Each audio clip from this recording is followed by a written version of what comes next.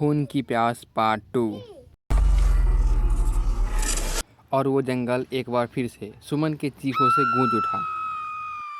लेकिन आज की रात सुमन के चीखों को सुनने वाला वहाँ पर कोई भी नहीं था। अगर वहाँ पे कोई मौजूद था तो बस हरिया, जो कि अब एक भेड़िए में बदल चुका था। सुमन के बालों को पकड़कर घसीटते हुए जंगल को बीचों बीच एक जगह पे लेके जा रहा था। अगली सुबह गांव में। अरे भाई, पता नहीं क्या बात है। अपने गांव का हरिया किसान और उसकी पत्नी सुमन दोनों गायब हैं। दोनों का कोई अता पता नहीं। अरे कैसी बातें कर रहे हो भाई, ये कब हुआ हैं? अरे पूरे गांव में खबर फैली पड़ी है। कल रात को दोनों खेत की तरफ जा रहे थे, लेकिन लौटकर आए ही नहीं। तो हो सकता है अपने खेत पर होंगे। पूरा गांव ढूंढ कर आया है भाई। जानते हो क्या मिला वहाँ पर? क्या हुआ भाई? क्या मिला? बताओ हमें क्या मिला? अरे हरिया की पत्नी सुमन के कपड़े पड़े हुए थे। शरीर का एक एक कपड़ा फटा हुआ झोपड़ी के बाहर पड़ा था, लेकिन दोनों पति पत्नी का कोई पता ठिकाना नहीं था। अरे भाई, लेकिन उसका जो दोस्त है ना रामू किसान, उससे पता करके आते हैं ना। अब तक तो दोनों साथ ही खेत पर जाया करते थे। हाँ, हमें उसके घर जाना चाहिए भाई। चलो चलो वहाँ चलते हैं, चलो।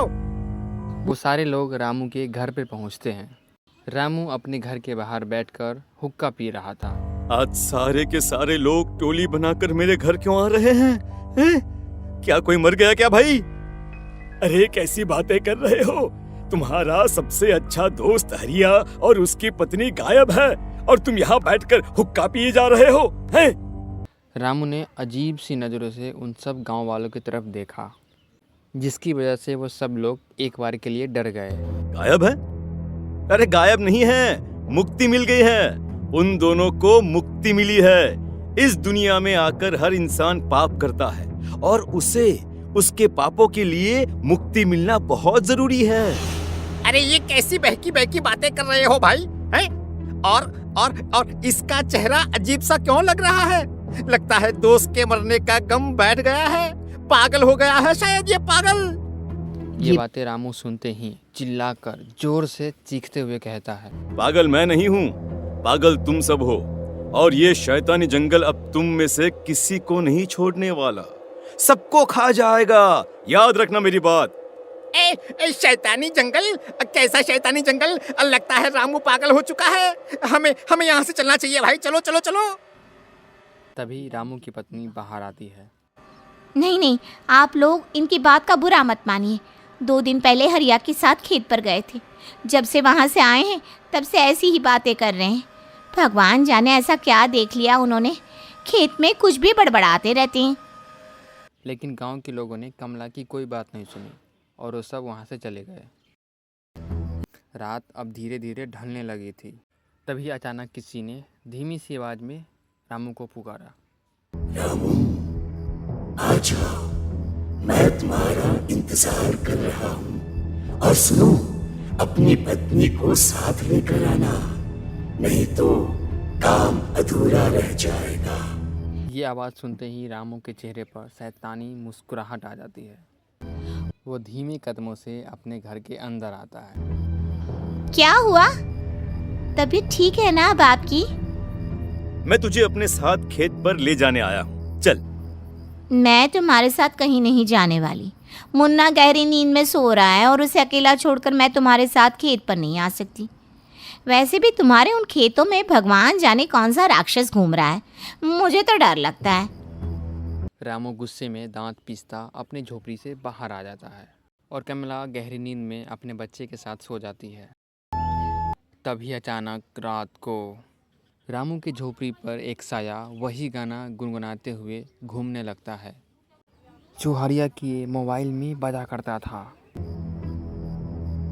मैं मौत हूँ, मौत हूँ, मौत जो पसरी है चारों ओर, जो आएगी कहीं से भी निगल जाएगी सबको।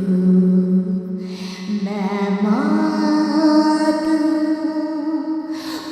मौत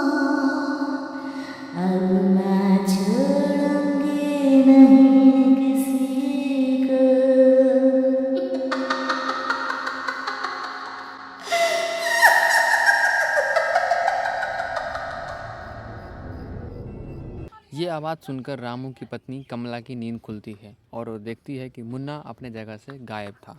कमला चीखते हुए बाहर दौड़ कर आती है। वहाँ पर उसने देखा रामू अपने बच्चे को झोपड़ी से बाहर एक पेड़ से उल्टा लटकाए हुए था और उसका बच्चा चीख चीख कर रो रहा था।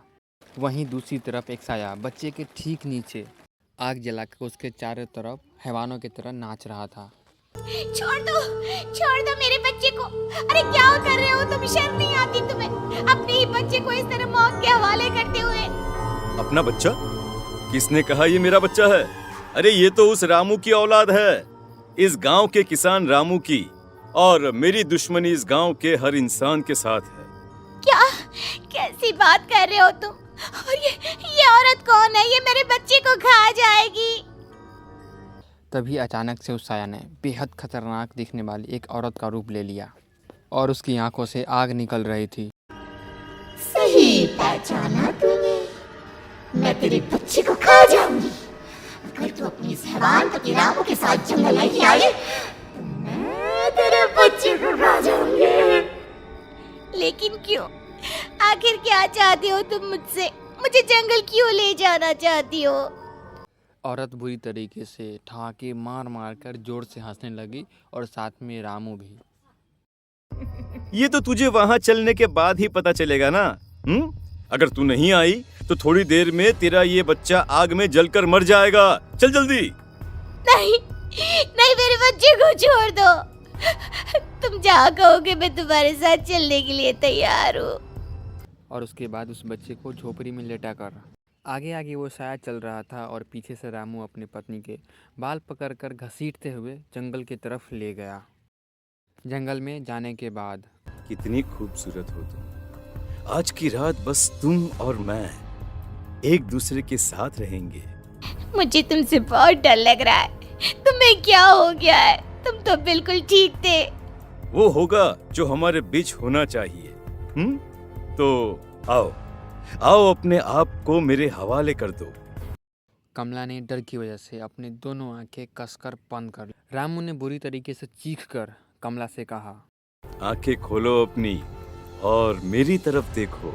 कमला ने जैसे अपनी आंखें खोली उसने देखा रामू एक खूनी खतरनाक हैवान में बदल चुका था। कौन हो तुम? जाने दो मुझे। क्या चाहते हो मुझसे? वही जो एक आदमी एक औरत से चाहता है। मैं तुम्हारा पति रामू नहीं बल्कि इस जंगल का एक भेड़िया हूँ और आज की रात तुम्हारे खून से अपनी प्यास बुझा जाऊं। और उसके बाद वो जंगल कमला के दर्दनाक चीखों से गूंज उठा। अगली सुबह कमला के भी कपड़े जंगल में वैसे ही पाए गए जैसे सुमन के पाए गए थे। इस घटना के बाद पूरे गांव में दहशत का माहौल था। अपनी माँ बाप की मौत और गांव में हो रहे इस तरह की घटना को खबर सुनकर किशन शहर से गांव लौट आया था।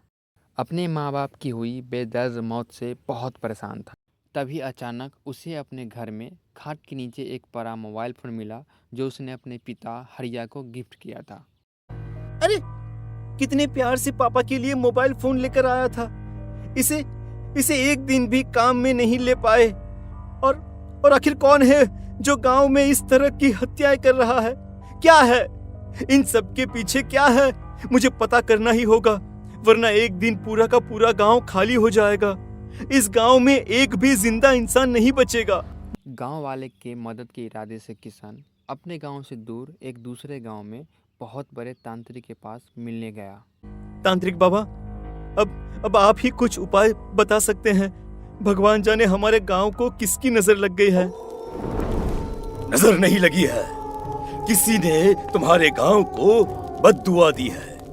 किसी सताई हुई आत्मा का प्रकोप है और अब वो पूरे गांव में किसी को नहीं छोड़ेगी जब तक उसकी आत्मा को शांति नहीं मिल जाती। अरे लेकिन ऐसा कौन है बाबा? किसकी आत्मा है और कैसे मिलेगी उसे शांति? मौत है, मौत कहीं से भी आएगी और सबको निगल जाएगी। इससे बचने का सिर्फ एक ही उपाय है, लेकिन उस उपाय को करना आसान नहीं होगा।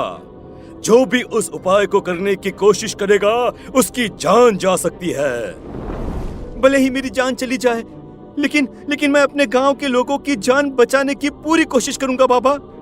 तो ठीक है फिर, अगली अमावस की रात जैसा मैं कहता हूँ वैसा ही करना। अमावस की रात तांत्रिक के बताए अनुसार किशन अपने साथ किरोसिन लेकर जंगल की तरफ चल पड़ा। उसके हाथ में देवी के मंदिर का सिंदूर भी था। किशन जंगल के बीचों बीच पहुंचा। ये देखकर किशन की आंख फटी की फटी रह गई। वहां एक उबलते पानी का तालाब था और कई लोगों का लाश लटक रही थी।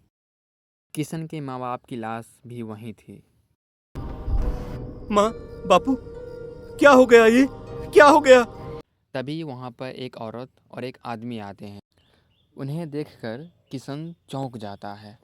गोपाल काका, आपकी तो 5 साल पहले मौत हो गई थी। और निर्मला काकी, आप? हाँ, मौत तो हो गई थी, लेकिन तुम ये नहीं जानते कि हमारी मौत कैसे हुई थी। क्या कहना चाहते हैं आप?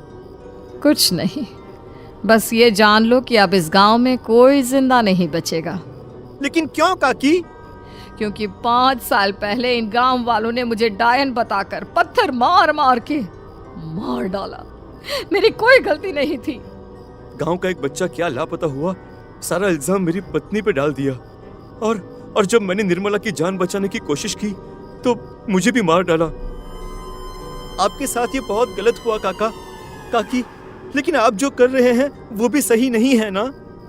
तुम यहाँ से चले जाओ, वरना तुम भी नहीं बचोगे। हमारी आत्मा पिछले 5 साल से मुक्ति के लिए भटक रही है।